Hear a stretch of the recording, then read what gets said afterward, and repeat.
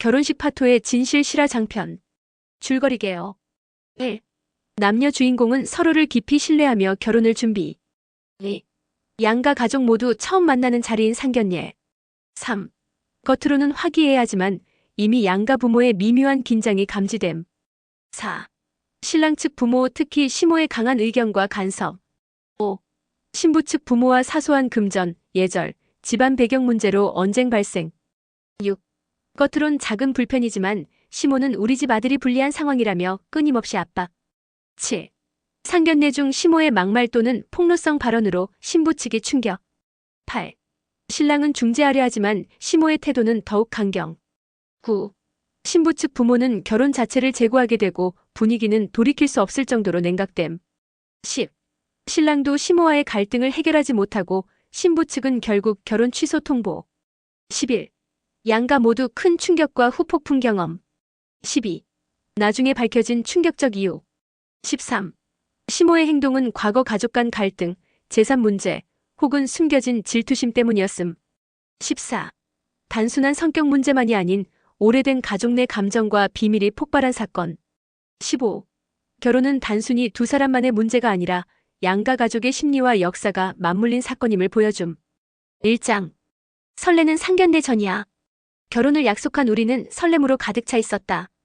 신혼집을 구하고 웨딩드레스와 턱시도를 맞추며 서로의 가족에게 인사할 날만 기다리고 있었다. 하지만 마음 한편에는 묘한 긴장감이 서려 있었다. 특히 신랑의 어머니, 시모가 워낙 직설적이고 강한 성격이라는 이야기를 이미 들었기 때문이다. 그 이야기는 단순한 소문이 아니라 신랑과 형제들의 실제 경험담이었다. 내일 상견례, 긴장되지만 잘 되겠죠? 나는 신부에게 미소 지으며 말했다. 신부는 잠시 고개를 끄덕이며 내 손을 꼭 잡았다.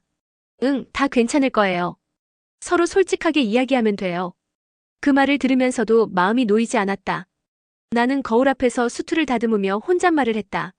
제발 무사히 넘어가자. 작은 오해라도 큰 갈등으로 번지지 않게. 그 순간 마음속에 스멀스멀 긴장감이 올라왔다. 내일은 단순한 가족 인사가 아니라 양가 간의 역사와 감정이 부딪히는 자리임을 직감했다. 신부와 나는 함께 집안을 정리하며 마음을 다잡았다. 내일만 잘 견디면 돼요.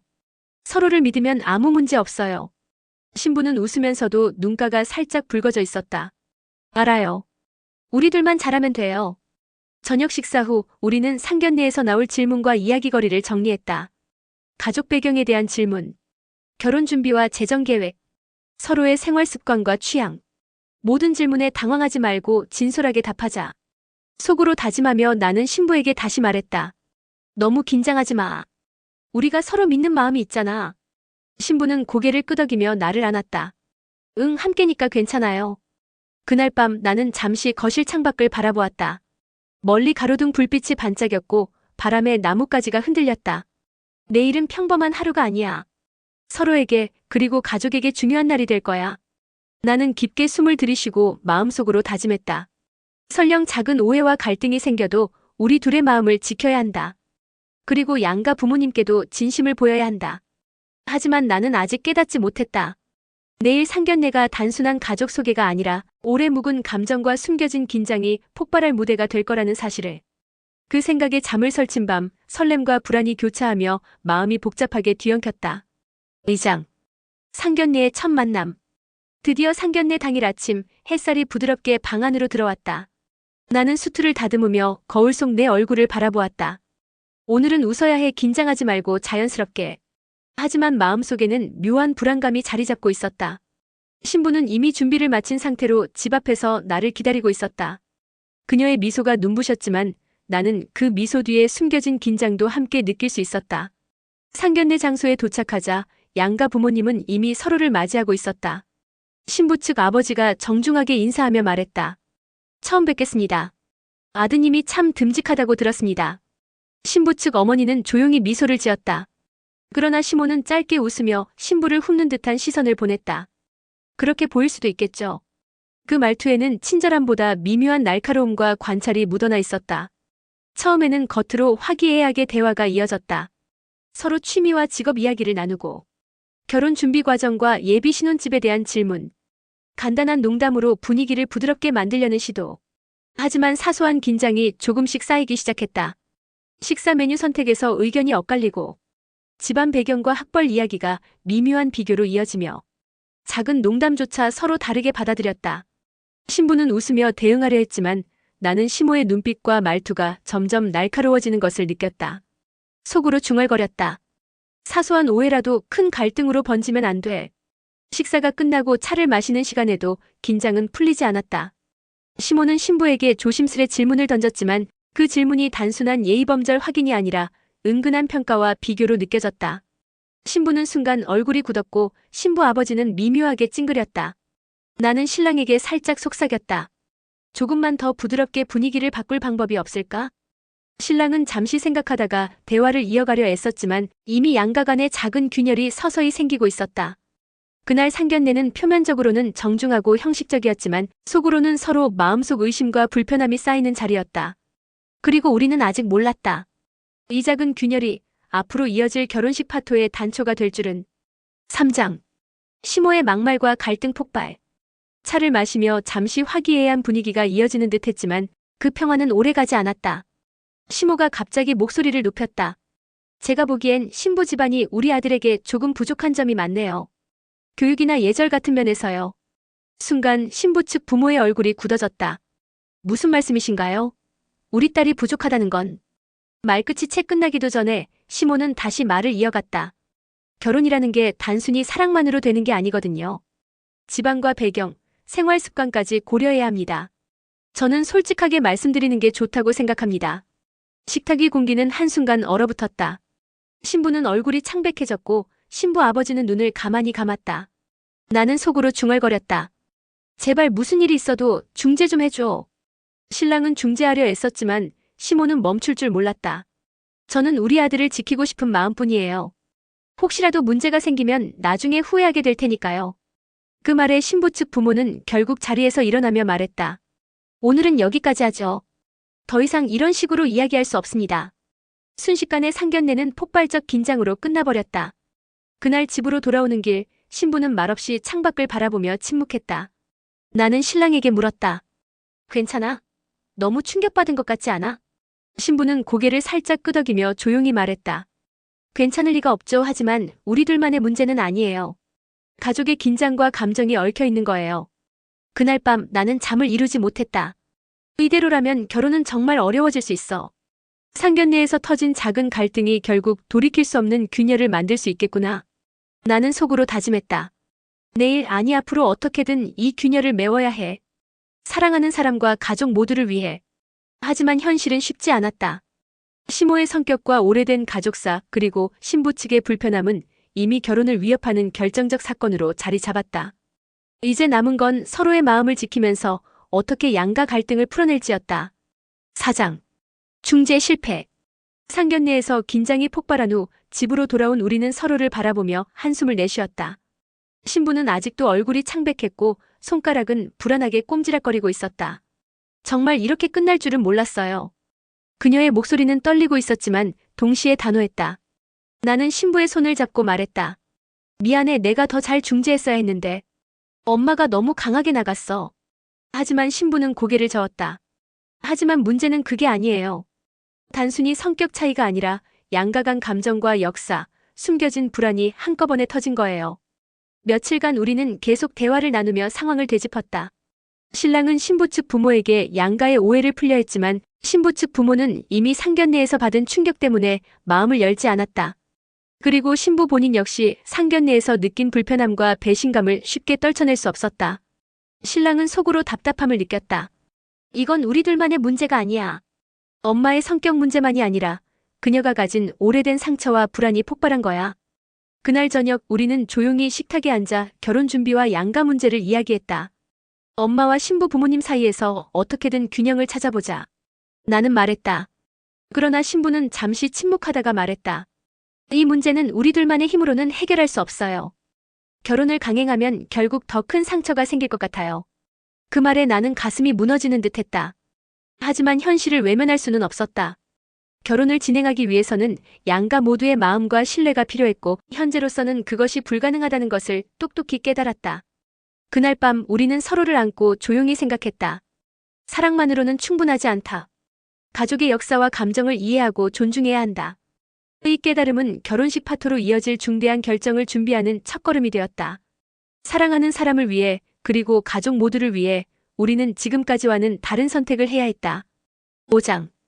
결혼식 파토와 후폭풍. 결혼식 전날, 우리는 마지막으로 양가 부모와 함께 최종 점검을 했다. 그러나 긴장은 이미 상견례에서 터진 이후 사그라지지 않았다. 신부 측 부모님은 여전히 불편한 기색을 감추지 못했고, 신부 본인도 마음속 불안을 떨치지 못했다. 정말 결혼식을 강행해도 될까요? 신부가 조심스레 물었다. 그 질문에 나는 잠시 말문이 막혔다. 이대로 진행하면 서로에게 상처만 남길 텐데. 신랑은 시모와의 갈등으로 이미 마음이 무거웠고 양가 모두를 만족시키는 해결책은 보이지 않았다. 결국 신부 측 부모는 결혼식 취소 결정을 내렸다. 그 소식이 전달되자 시모는 충격과 분노를 감추지 못했다. 이게 도대체 무슨 일이람? 그 말에 집안은 순식간에 긴장과 혼란으로 가득 찼다. 신랑은 두 가족을 진정시키려 했지만 이미 사태는 걷잡을 수 없었다. 신부는 조용히 눈물을 흘리며 말했다. 이제는 우리 둘만의 문제가 아니에요. 양가의 감정과 상처가 너무 깊어요. 그냥 멈추는 게 서로를 위해서 낫다고 생각해요. 그날 이후 양가 모두 큰 충격에 빠졌다. 시모는 자신의 행동이 결혼 파토에 어느 정도 영향을 미쳤음을 뒤늦게 깨달았다. 신부 측 가족은 상견례에서 드러난 양가 차이를 실감하며 마음을 정리했다. 신랑과 신부는 서로 사랑했지만 결국 가족 문제 앞에서 결혼을 포기할 수밖에 없었다. 후폭풍은 오래도록 이어졌다. 친척들 사이에 소문이 퍼지고 서로에게 상처와 불신이 남았다. 그 누구도 쉽게 잊지 못할 가족 간 갈등이 결혼을 파토로 몰고 간 사건으로 기록되었다. 나는 혼자 남아 창밖을 바라보았다. 사랑만으로 결혼이 충분하지 않다는 걸 이제야 뼈저리게 느꼈다. 가족의 마음과 역사, 감정을 이해하지 않으면 이렇게 큰 상처로 이어지는구나. 그날 이후 나는 마음속으로 다짐했다. 언젠가 서로의 상처를 이해하고 진심으로 소통할 수 있는 날이 올 거야. 6장. 숨겨진 속사정. 결혼식이 취소된 후 양가 모두 깊은 충격과 혼란 속에 빠져 있었다. 그러나 시간이 지나면서 사건의 숨겨진 배경이 조금씩 드러나기 시작했다. 신랑과 나는 조심스럽게 시모와 대화를 나누었다. 엄마, 왜 그렇게 강하게 나가신 거예요? 단순히 성격 문제였나요? 시모는 잠시 눈을 감고 한숨을 내쉬었다. 사실은 내가 원하는 건 우리 아들을 지키는 것뿐이 아니었어. 신부 집안에 대한 불신만 있는 게 아니라 내 마음속 오래된 상처와 불안 때문이었지. 그녀가 털어놓은 이야기는 충격적이었다. 과거 신랑의 아버지가 사업 실패로 큰 손해를 본 경험, 친척 간 재산 분쟁과 갈등, 그리고 자신이 겪었던 가족 내 배신과 외로움. 시모는 그 모든 경험 때문에 완벽하게 통제하고 싶은 마음이 강했고 그 마음이 상견례에서 폭발하며 신부 측을 압박하게 된 것이었다. 난 단지 우리 아들이 상처받는 걸 보고 싶지 않았어. 하지만 나도 모르게 너무 강하게 나가서 상황을 망쳤지. 시모의 눈에는 후회와 안타까움이 서려 있었다. 이제야 신랑과 나는 이해할 수 있었다. 사랑과 결혼이 단순히 두 사람의 문제만이 아니라 가족의 상처와 역사, 심리적 불안까지 얽힌 복합적 문제임을 말이다. 그날 밤 우리는 긴 대화를 나누며 시모의 진심을 받아들였다. 그리고 깨달았다. 결혼 파토의 진짜 이유는 단순한 성격 갈등이 아니라 숨겨진 가족사와 감정, 그리고 상처로 인한 심리적 폭발이었다는 것을. 나는 속으로 다짐했다. 이제는 서로의 마음과 상처를 이해하고 앞으로 어떻게 관계를 회복할지 고민해야 한다. 7장. 남은 가족들의 회복과 교훈. 결혼식 파토 이후 양가 가족 모두 큰 충격 속에 있었다. 마음 한켠에는 아쉬움과 분노, 후회가 뒤엉켜 있었지만 시간이 지나면서 우리는 조금씩 서로를 이해하고 마음을 열기 시작했다. 신랑은 시모와 긴 대화를 나누며 그녀의 숨겨진 상처와 불안을 받아들였다. 엄마, 이제는 우리 둘만의 사랑이 아닌 우리 가족의 문제라는 걸 알겠어요. 시모는 눈시울을 붉히며 고개를 끄덕였다. 그래, 이제야 조금 놓을 수 있을 것 같구나. 신부 측 가족도 마찬가지였다. 상견례 때 느낀 불편함이 단순한 결혼 상대의 문제가 아니었다는 걸 이제 알겠어요. 결국 서로 이해하고 존중하는 과정이 필요했네요. 우리는 모두 이번 사건을 통해 사랑과 결혼이 단순히 두 사람의 선택만으로 이루어지는 것이 아님을 깨달았다. 가족의 상처와 역사, 숨겨진 감정까지 고려해야 한다는 것을 말이다. 신랑과 신부는 결혼을 포기했지만 서로에게 남은 감정과 신뢰를 지키기로 했다. 그리고 양가 가족은 서로를 바라보며 앞으로는 감정과 상처를 솔직하게 나누고 불필요한 비교와 간섭은 줄이기로 약속했다. 그날 이후 우리는 비록 결혼은 이루지 못했지만 이번 사건을 통해 가족 간 이해와 소통의 중요성을 배웠다. 그리고 누구도 쉽게 잊지 못할 교훈을 얻었다.